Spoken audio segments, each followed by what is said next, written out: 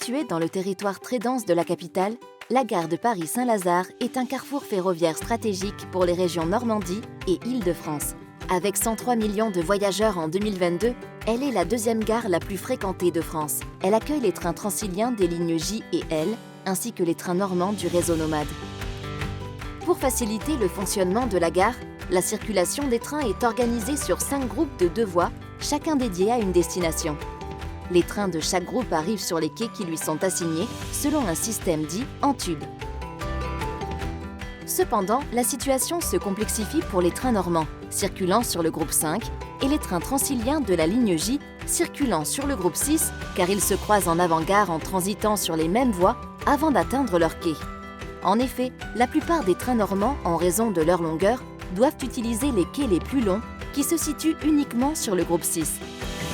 Il arrive alors que certains trains de la ligne J soient obligés de croiser des trains normands pour leur laisser la place sur les quais longs. C'est ce que l'on appelle des cisaillements, des croisements à niveau qui réduisent la possibilité d'augmenter le nombre de trains en circulation et peuvent amplifier les retards et les propager d'une ligne à l'autre. Alors, comment simplifier ce fonctionnement ?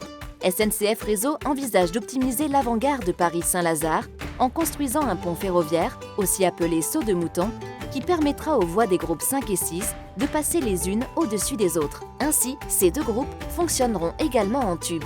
Grâce au saut de mouton, la régularité des trains et la lisibilité en gare seront améliorées et plus de rames doubles pourront être mises en circulation. Sur le long terme, ce projet contribuera au développement des offres ferroviaires. Pour la localisation de ce saut de mouton, plusieurs scénarios ont été étudiés. C'est le secteur de Clichy qui a été retenu en raison de sa longueur et du faisceau ferroviaire assez large pour la construction de l'ouvrage.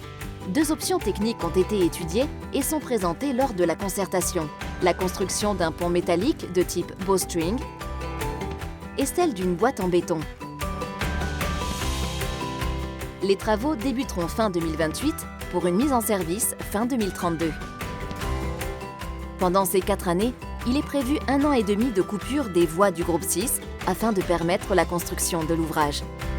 Pendant cette période, l'offre de train sera conservée à 100%, car les circulations seront reportées sur les groupes 4 et 5.